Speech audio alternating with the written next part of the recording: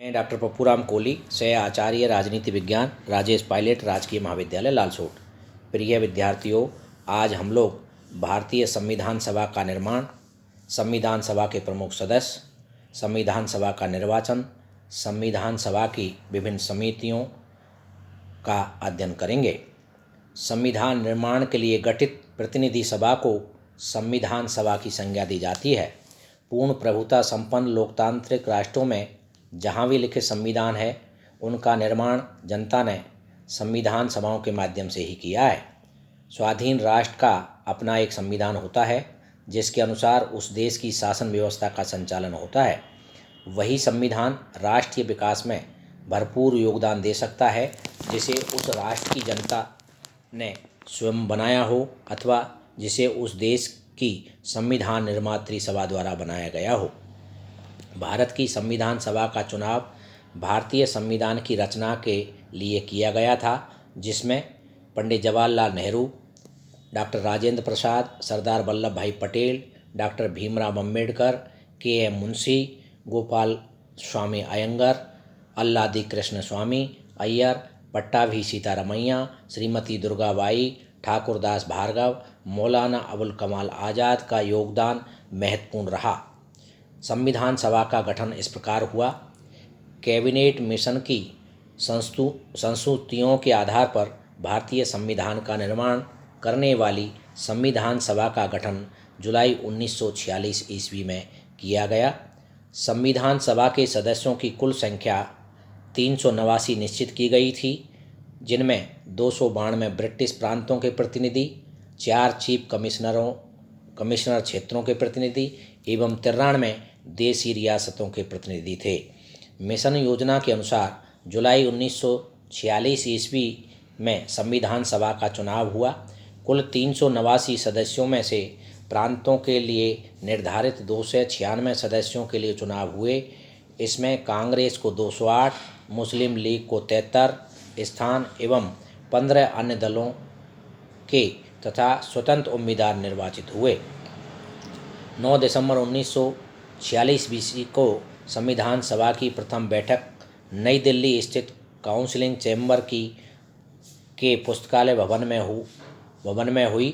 सभा के सबसे बुजुर्ग सदस्य डॉक्टर सच्चिदानंद सिन्हा को सभा का अस्थायी अध्यक्ष चुना गया। मुस्लिम लीग ने बैठक का बहिष्कार किया और पाकिस्तान के लिए बिल्कुल अलग संविधान सभा की मांग आरंभ कर दी। हैदराबाद एक ऐसी रियासत थी जिसके प्रतिनिधि संविधान सभा में सम्मिलित नहीं हुए थे। प्रांतों या देसी रियासतों को उनकी जनसंख्या के अनुपात में संविधान सभा में प्रतिनिधित्व दिया गया था। साधारणतः 10 लाख की आबादी पर एक स्थान का आवंटन किया गया था। प्रांतों का प्रतिनिधित्व मुख्यतः 3 समुदायों की जनसंख्या के आधार पर विभाजित किया गया था। ये समुदाय थे मुस्लिम, सिख एवं साधारण। संविधान सभा में ब्रिटिश प्रांतों के 296 प्रतिनिधियों का विभाजन सांप्रदायिक आधार पर किया गया। 213 सामान्य, 79 मुसलमान तथा 4 सिख।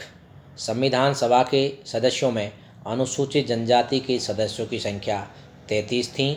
संविधान सभा में महिला सदस्यों की संख्या 12 थी। 11 दिसंबर 1946 को डॉक्टर राजेंद्र प्रसाद संविधान सभा के अस्थायी अध्यक्ष निर्वाचित हुए। संविधान सभा की कार्रवाई 13 दिसंबर 1946 ईस्वी को जवाहरलाल नेहरू द्वारा पेश किए गए उद्देश्य प्रस्ताव के साथ प्रारंभ हुई। 22 जनवरी 1947 ईस्वी को उद्देश्य प्रस्ताव की स्वीकृति के बाद संविधान सभा ने संविधान निर्माण हेतु अनेक समितियां नियुक्त की। इनमें प्रमुख थी वार्ता समिति, संघ संविधान समिति, प्रांतीय संविधान समिति, संघ शक्ति समिति, प्रारूप समिति। बी.एन. राव द्वारा किए गए संविधान के प्रारूप पर विचार विमर्श करने के लिए संविधान सभा द्वारा 29 अगस्त 1947 को एक संकल्प पारित करके प्रारूप समिति का गठन किया गया तथा इसके अध्यक्ष के रूप में डॉक्टर भीमराव अंबेडकर को चुना गया। प्रारूप समिति के सदस्यों की संख्या 7 थी, जो इस प्रकार है: डॉक्टर भीमराव अंबेडकर अध्यक्ष, एन. गोपाल स्वामी अयंगर, अल्लादी कृष्णा स्वामी अयंगर, कन्हैयालाल मणिक्कालाल मुंशी, सैयद मोहम्मद सादुल्ला, एन माधवराव, बी.एन. मित्र के स्थान पर डी.पी. खेतान।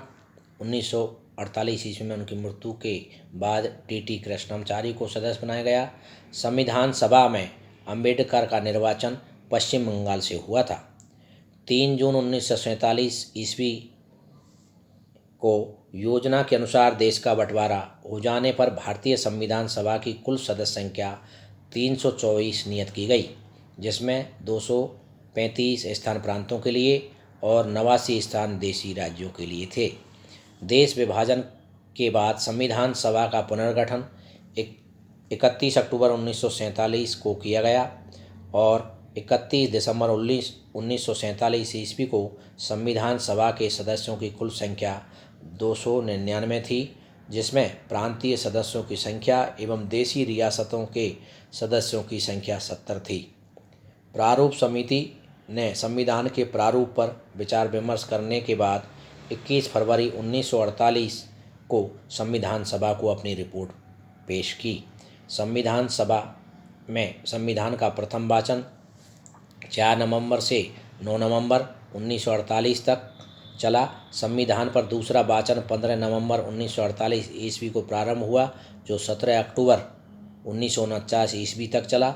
संविधान सभा में संविधान का तीसरा वाचन 14 नवंबर 1949 ईस्वी को प्रारंभ हुआ, जो 26 नवंबर 1949 ईस्वी तक चला और संविधान सभा द्वारा संविधान को पारित कर दिया गया।